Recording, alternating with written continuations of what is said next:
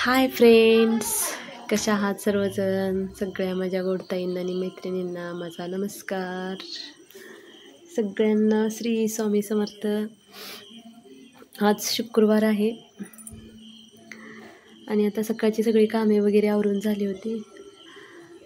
आज जरा बाहेर जायचं होतं, त्याच्यामुळं थोडंसं लवकर आवरून घेतलं होतं. जायचं म्हणलं की कसं आवरून होतं पटकन, आणि जायचं नसेल तर मग असंच दिवसभर मग थोडं थोडं काम चालूच राहतं. छान असे तयार झाले होते, कारण फ्रेंड्सचा बड्डेला जायचं होतं. पण एका दुकानात साड्यांना सेल लागला होता म्हटल्यानंतर तिथं साड्या पण बघायला जायचं होतं. इकडे अशा साड्या भेटतात, वर्कच्या वगैरे जास्त नसतात, कॉटन सिल्क जास्त वापरतात इकडे. आणि इथं ऑफर नव्हती, ह्या सगळ्या म्हणजे ह्या होत्या, नवीन माल होता. ऑफरचं ते अगोदर दाखवले, ते ऑफरमधल्या होत्या. मग थोड्याशा साड्या दोघी तिघी जण असं आम्ही गेलतो, साड्या घेतल्या. फ्रेंडला पण एक घ्यायची होती, मी सगळ्यात मिळून आम्ही साडी घ्यायचं ठरवलं. मग त्यांना म्हणजे घरात घालायसाठी, बाहेर घालायसाठी अशा त्या दोघींनी पण घेतल्या. मी पण मी दोनच घेतल्या होत्या. इकडचे साडी सिलेक्शन असं असते, आणि इथे अशी उभा राहूनच शॉपिंग करावी लागते, बसून वगैरे असं काही नसतं. मग शॉपिंग वगैरे झाली तोपर्यंत 12 वाजले. 2 तास कुठे गेले समजलंच नाही. मग 12 वाजता त्यांच्या मुलींनी सांगितलं होतं 12 वाजेपर्यंत सगळ्यांनी पोहोचा. सरप्राईज पार्टी ठेवली होती मुलीनं, त्यांना काही अशा आयडिया नव्हत्या. आम्ही घरी पोचल्यानंतर अचानकच त्यांना हे झालं, आज सगळेच कसे घरी आले. तर त्यांनी काही आवरलं वगैरे नव्हतं. मग परत त्याने आवरून वगैरे घेतलं आणि मग नंतर मग केक कटिंग केला.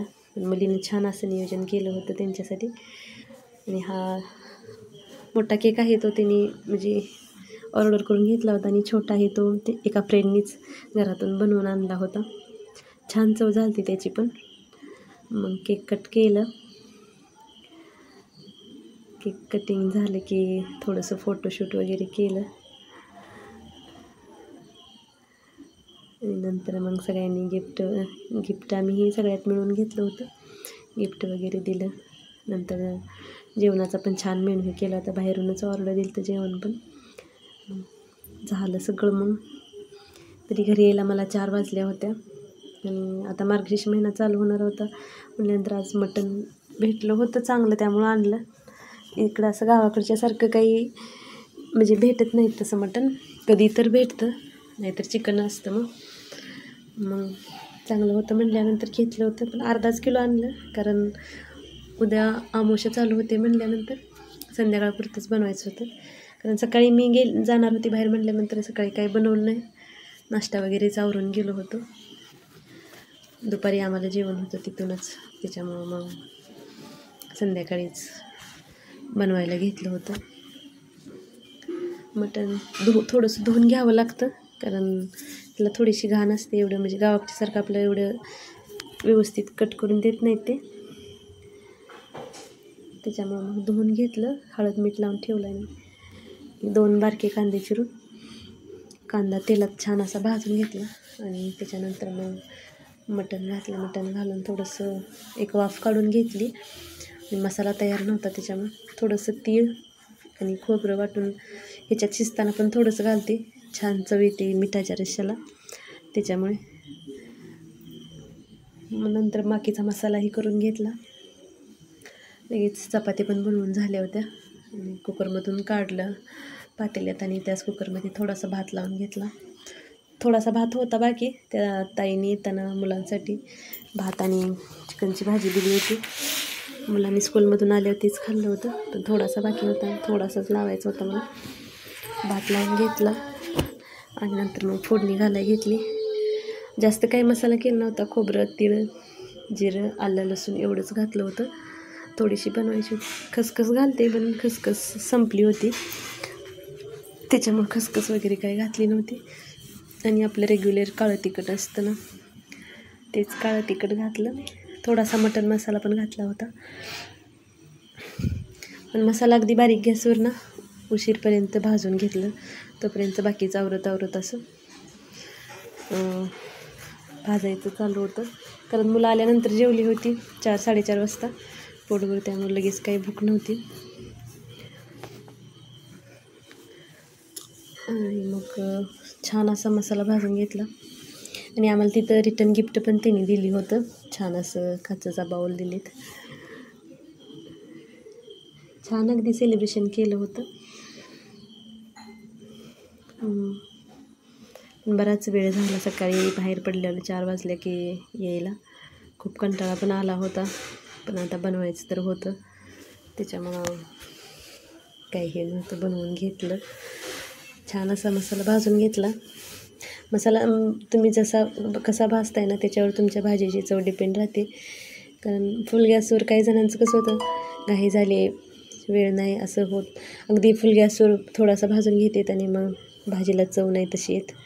त्याच्यामुळं बारीक ह्याच्यावर तुम्ही जेवढं भाजाल ना व्यवस्थित, तेवढी भाजीला चव छान येते. आणि आपण कशी फोडणी घालतोय, मसाला भाजतोय, त्याच्यावर सगळं डिपेंड राहतं. तुम्ही मसाला किती वापरताय, थोडंफार कमी जास्त असलं तरीही काही फरक पडत नाही. पण व्यवस्थित भाजलं ना, मग तुम्ही केवढंही मसाला घातला तरी चव छान होते. आणि आता मसाला बऱ्यापैकी भाजलं होतं, बराच वेळ मी भाजत होती. नंतर जो पिवळा रस्सा काढला होता त्यातले 2-3 स्पून छोट्या पळीनं त्याच्यात घातला रस्सा आणि हलवून परत झाकून ठेवलं. छान असं तेल सुटेपर्यंत परत ते हे करून घेतलं. अधूनमधून थोडंसं हाल परतून बघितलं होतं 1-2दा, कारण मसाला खाली चिकटू नये म्हणून. पिवळा रस्सा घातल्यामुळे नाही चिकटत, पण तरीही चेक करून बघावं लागतं. कारण पातेलं एवढं काही जाडबुडाचं नव्हतं, छोटंसं घेतलं होतं, कारण थोडासाच रस्सा बनवायचा होता त्याच्यामुळे. आता बघू शकता छान असं तेल सुटलं होतं भाजीला, मसाल्याला सॉरी. छान चव झाली ती भाजीची. आणि जास्त काही मसालेही वापरले नव्हते. खोबरं वाटताना थोडीशी कोथिंबीर देठ घालते वाटताना, कारण कोथिंबीरीला इकडच्या ना अशी काही हे नसते, जास्त वासच नसतो आहे त्याच्यामुळं. आणि वरून परत थोडी जास्तीची घालते. आणि आता मी त्यातला थोडासा पीस आणि रस्सा घातला. जास्त पीस नाही घालत, कारण तिखट रस्स्यातले जास्त पीस नाहीत आवडत त्याच्यामुळं. आणि पाणी गरम करून पाणी पण घालून घेतलं. पाणी गरमच घालते शक्यतो भाजीत. तुम्ही रोजच्या भाजीला पण गरम पाण्याने बघा, म्हणजे पटकन शिजतात आणि चव पण छान येते. कट पण येतो गरम पाण्यामुळे, त्याच्यामुळं पाणी हे गरम शक्यतो असं मटण वगैरे असलं की चिकन सगळेच गरमच वापरतात. पण आपल्या रोजच्या भाजीलाही जरी वापरलं ना तरी पण फरक पडतो. अशी छान अशी भाजी बनवून घेतली. वरून कोथिंबीर कट करून टाकली. कोथिंबीर अगोदरच टाकते, कारण मुलांना परत ते हिरवं कृष्णा तर म्हणतो ते हिरवं पालं सगळं बाजूला काढून दे मम्मा, त्याच्यामुळे मग ती कोथिंबीर बऱ्यापैकी विरघळून जाते. त्यामुळे गॅस बंद करायच्या अगोदरच कोथिंबीर घातली होती. आणि नमकही चेक करून बघितलं, कारण शिजवताना पण मीठ घातलेलं असतं, जास्त व्हायला नको म्हणून. नंतर चेक करून फोडणी घालून झाले की, जेवढा रस्सा करायचा आहे तेवढं पाणी घातलं की मग नंतर चेक करते, कारण जास्त झालं तर परत खारट झालं तरी काही करू शकत नाही, त्याच्यामुळं मग असं करते. थोडंसं कमी होतं म्हटल्यानंतर वरून थोडंसं घातलं. आणि तुम्ही बघू शकता छान असा कट पण आला होता भाजीला. नंतर मग आता हे सगळं मसाला घातल्यानंतर एक उकळी काढली की बस होतं, जास्त काही शिजवायची गरज पडत नाही, कारण मटण ऑलरेडी शिजलेलं असतं. पण ते मसाला सगळं व्यवस्थित मिक्स व्हावं, शिजून निघावं म्हणून थोडंसं शिजवून घेते, एक उकळी काढते. आणि मग असा होता आजचा मेनू. पिवळा रस्सा, लाल रस्सा, चपाती, भात, कांदा लिंबू तोंडी लावायचा.